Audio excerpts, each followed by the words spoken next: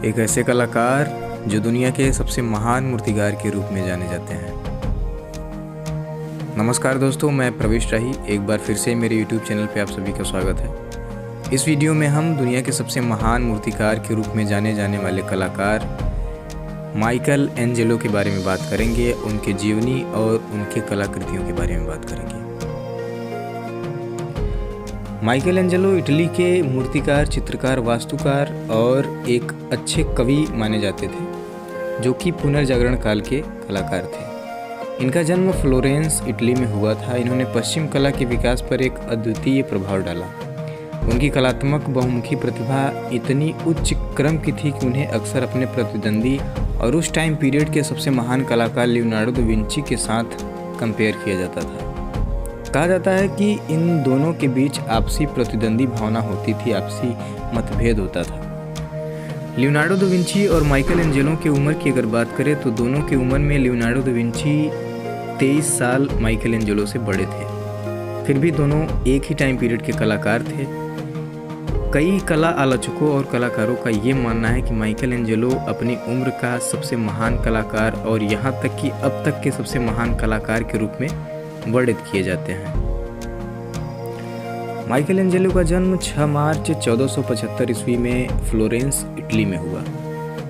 इनकी मृत्यु 18 फरवरी 1564 ईस्वी में रोम, इटली में हुई। ये एक मूर्तिकार, चित्रकार, वास्तुकला और कविता के लिए जाने जाते हैं। और अगर सिर्फ मूर्तिकार के रूप में देखा जाए तो उस टाइम पीरियड के सबसे महान मूर्तिकार के रूप में माइकल एंजेलो जाने जाते हैं। ये रेनेसा या हाई रेनेसा टाइम पीरियड के कलाकार थे।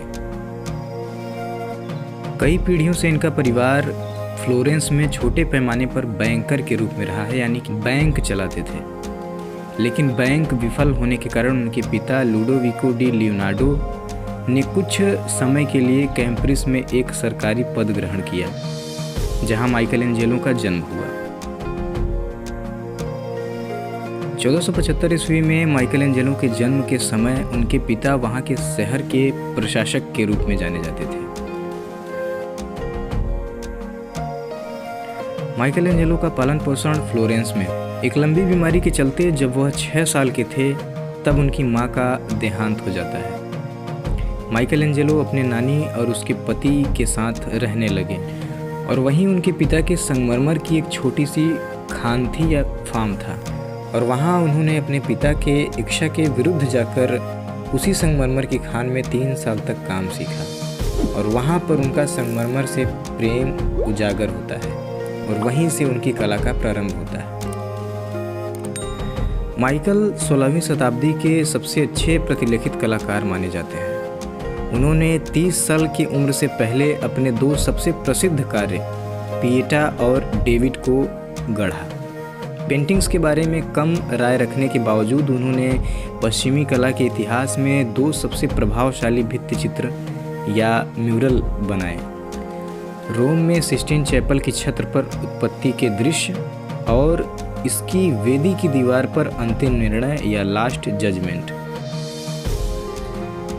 माइकल एंजेलो उस टाइम के ऐसे कलाकार थे जिनकी जीवनी जीवित रहते हुए प्रकाशित हुई थी। माइकल एंजेलो के जीवन के सबसे महान कलाकृतियों के विषय में अगर बात करें तो उनके जीवन में पिएटा शीर्षक नामक एक मूर्ति, जो कि पूरे विश्व में सबसे ज़्यादा प्रसिद्ध मानी जाती है, उसके विषय में एक कहानी काफ़ी प्रसिद्ध है। कहा जाता है कि माइकल एंजेलो एक संगमरमर की दुकान के सामने से गुजर रहे थे और वहाँ पर उन्हें एक संगमरमर का पत्थर दिखाई दिया। वो दुकानदार से पूछें कि ये संगमरमर का पत्थर वो उसको कितने का देंगे। दुकानदार ने कहा, ये संगमरमर का पत्थर पूरी तरह से बेकार है हमारे लिए, तुम इसको फ्री में ही लेके जाओ, मुफ्त में। माइकल एंजेलो उस पत्थर को जैसे तैसे अपने घर ले गए और लगभग कुछ 4 साल के बाद वो उस दुकानदार के पास फिर वापस गए और उस दुकानदार को अपने घर लेके आए और उन्होंने उस दुकानदार को एक शानदार मूर्ति दिखाई, जो कि उसी पत्थर से गढ़ा हुआ था जो उस दुकानदार से वो फ्री में लाए थे। वो दुकानदार उसे देख के काफ़ी भौचक्का रह गया और पूछा कि ये पत्थर तुमको कहाँ से मिला। माइकल एंजेलो ने उससे कहा कि ये वही पत्थर है जो आपने मुझे फ्री में दिया था। उस दुकानदार ने उससे पूछा कि ऐसा क्या आपको दिख गया कि आपने इस पत्थर को मूर्ति बनाने के लिए चुना था। माइकल एंजेलो ने बड़ी खूबसूरती से उसका जवाब दिया कि जीसस इसके अंदर से पुकार रहे थे और बोले कि मैं इसके अंदर हूँ और मुझे निकालो।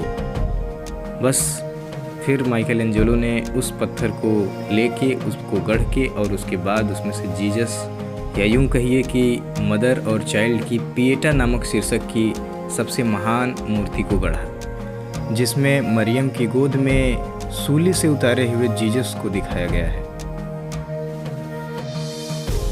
जैसा कि आप देख रहे होंगे कि इस मूर्ति की खूबसूरती, इसकी बारीकियां कितनी बखूबी, कितनी अच्छी तरह से बनाई गई है। इनके अन्य मूर्ति की अगर बात करें तो डेविड इनके सबसे महानतम मूर्तियों में से एक गिना जाता है, जो कि लगभग 17 फीट का है और इसको एक जिएंट के नाम से भी जाना जाता है क्योंकि ये काफ़ी बड़ा है आम आदमी के हिसाब से। आप इन दोनों मूर्तियों को देख के ये अंदाज़ा लगा सकते हैं कि माइकल एंजेलो अपने काम में कितने निपुण रहे होंगे। इसके अलावा सिस्टीन चैपल के छतों पे बनाई गई पेंटिंग्स इनके जीवन के सबसे महानतम कलाकृतियों में से एक है। सिस्टीन चैपल की छत पे लगभग 150 पेंटिंग से ज़्यादा पेंटिंग्स इन्होंने पेंट किए और जैसा कि आप देख सकते हैं कि इसके छतों पे पेंट करना कितना मुश्किल रहा होगा। इन कलाकृतियों को देख के आप ये अंदाज़ा लगा सकते हैं कि माइकल एंजेलो अपनी कला में कितने निपुण और कितने ईमानदार थे। इन सब के अलावा इस महान कलाकार की ये रही कुछ और भी कलाकृतियाँ। तो दोस्तों, ये थे दुनिया के सबसे महान मूर्तिकार के रूप में जाने वाले कलाकार माइकल एंजेलो। फिलहाल दोस्तों, इस वीडियो में बस इतना ही। आप मुझे मेरे इंस्टाग्राम पे फॉलो कर सकते हैं, लिंक आपको डिस्क्रिप्शन में मिल जाएगा। ये वीडियो अगर अच्छा और नॉलेजेबल लगा हो तो प्लीज़ वीडियो को लाइक करिए, कमेंट करके बताइए कि आपको कैसा लगा। अगर आपने चैनल सब्सक्राइब नहीं किया है तो प्लीज़ सब्सक्राइब करें, बेल आइकन को भी क्लिक करें। Thank you so much and bye bye.